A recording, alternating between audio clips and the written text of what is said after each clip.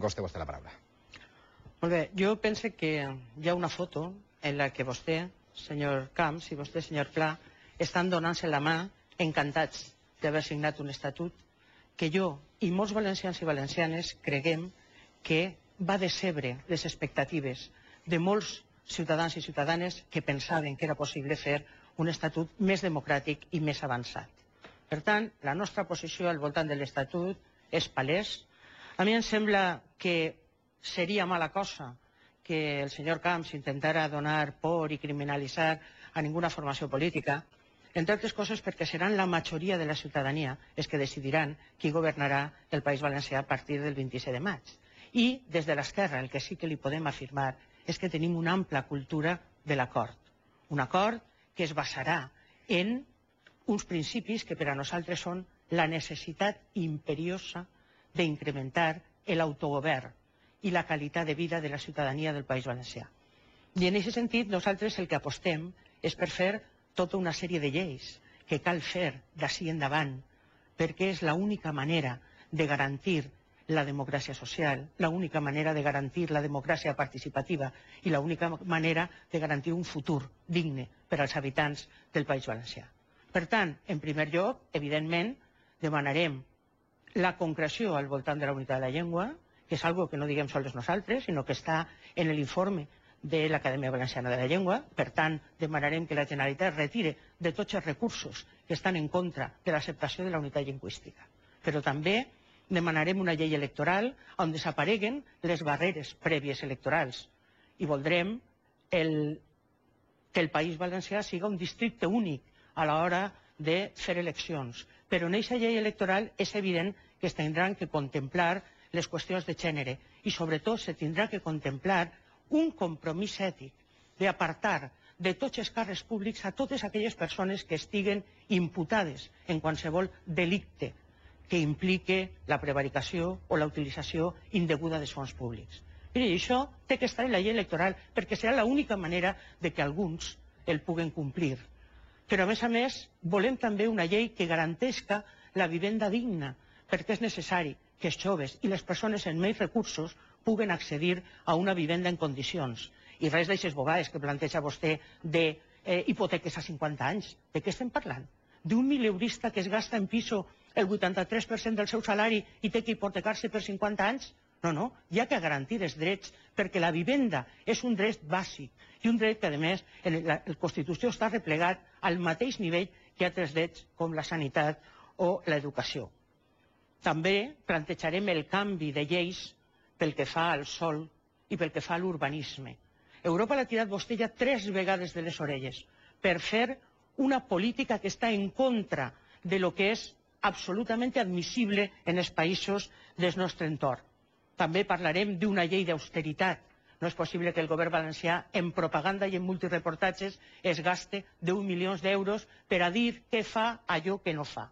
I sobretot també farem lleis per a convertir el País Valencià en el referent obligat de les regions mediterrànies que lluiten contra el canvi climàtic, que és un dels mals que en aquests moments atenassen al nostre país. És evident que des del Compromís tenim clar que hi ha que apostar per canviar les prioritats en la vida política. I aquestes prioritats vol dir fer lleis al servei de les millors condicions de vida per als ciutadans i ciutadanes del País Valencià. Aquest és el nostre compromís en els homes i dones del País Valencià. Gràcies, senyora Marcos. Entrem ja en l'última ronda d'intervencions. Este debat de política general, la dedicada a les conclusions finals. La candidata del Compromís, Glòria Marcos, enceta esta ronda. Té vostè, senyora Marcos, 3 minuts. Doncs bé, jo crec que ha quedat demostrat que el Partit Popular és el partit de la prepotència. És el partit de les mentires. Hi ha per ahí circulant les 100 mentires del Partit Popular. És el partit fonamentalment de la corrupció. Fabra, Alperi, Hernández Mateo, el senyor Medina, tots ells imputats en causes greus. Però també és el partit de la censura. És el partit que no deixa veure ja en tenim prou. És el partit que vol tallar les emissions de TV3. És el partit que censura en aquesta casa. Per tant, creguem que és necessari, des del Compromís, primer, il·lusionar a la gent de que altra manera de governar és possible, de que altres polítiques són possibles i són necessàries. volem fer una crida a la participació. Tots vosaltres que ens esteu mirant, no? Crec que és necessari que se plantegeu seriosament que la política se fa en tots vosaltres. I la política suposa participar. I la política suposa vindre el dia 27 a votar, perquè si no la democràcia té una baixa qualitat i la gent no se sentís implicada en allò que es fa en les institucions. Per a nosaltres, aquest perfil de la democràcia el més alt possible implica la més alta participació. I volem teixir totes les complicitats i volem dir que altra manera de governar és possible, que un altre futur per al País Valencià no sols és possible, sinó que és necessari. I ahí està la força del compromís, la capacitat d'acord, la capacitat de 5 forces polítiques d'aplegar un programa que vol recuperar la dignitat i l'ètica en la vida política, un programa que té un compromís en la defensa del territori, que té un compromís en la defensa de la nostra llengua i la cultura, que té un compromís en les polítiques d'igualtat, que té un compromís en una economia diferent i, sobretot, en uns treballadors i treballadores en condicions de vida dignes, en treballs estables, en contractes estables i, sobretot, estem parlant de la necessitat de fer eixa il·lusió, eixes propostes, que són propostes concretes. Nosaltres el que volem canviar les prioritats de la vida política, perquè això és possible, perquè això és necessari, perquè cal construir un País Valencià que siga i que tinga eixa orgull de voler conquerir el futur, de voler tindre una vida per als homes i les dones en condicions d'igualtat. Des del compromís volem construir eixa nova societat d'homes i dones lliures, on la censura, on la prepotència, on la intolerància no tinga cabuda. Una societat d'homes i dones lliures i, sobretot, d'homes i dones iguals. Eixe és el compromís, eixes són les complicitats i serem necessaris, anem a ser fonamentals per a la constitució dels nous governs que s'albiren a partir del 27 de maig.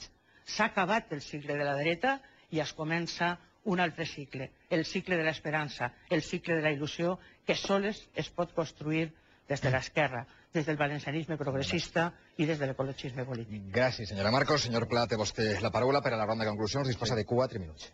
Gracias. Los valencianos y valencianas saben bien que ni he compartido sus prioridades ni su forma de gobernar, señor Camps. Pero a pesar de ello, ni le llamo traidor a la comunidad valenciana, porque discrepo de sus ideas o porque pueda usted discrepar de las mías, ni tampoco pretendo, para mantenerme o para acceder al poder, hacer chantaje al pueblo valenciano. Por eso, yo creo que, al contrario, en este simulacro de debate, lo que quiero hacer es agradecerle los servicios prestados y decirle que efectivamente su proyecto está agotado y que no tiene usted crédito ya para continuar, ¿no? Han sido muchas mentiras, mucho despilfarro, mucha falta de compromiso efectivo con los valencianos y valencianas, mucho abandono de los servicios públicos básicos, mucha desidia, muchos gastos, muchísimos, en fastos y en boato, poco compromiso con los ciudadanos y ciudadanas de esta comunidad. Durante mucho tiempo el presidente de la Generalitat ha abandonado a los que más necesitaban su ayuda. No se ha responsabilizado nunca de nada. Siempre ha habido un responsable externo para tapar su incapacidad para dar respuesta ante los ciudadanos.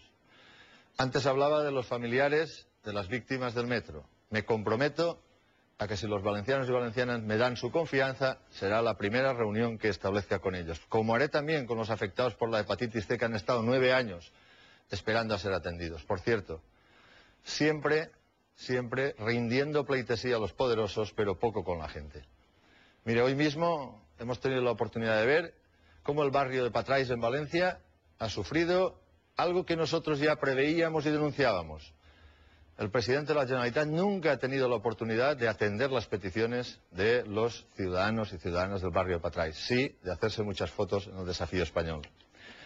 Pero lo más grave para intentar mantenerse en el poder es hacer lo que ha hecho el señor Camps. Intentar, haciendo uso de un acto estrictamente electoral, hacer uso del chantaje para condicionar el voto de los valencianos mediante la Fórmula 1.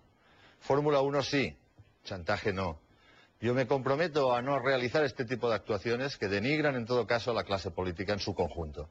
Porque no es posible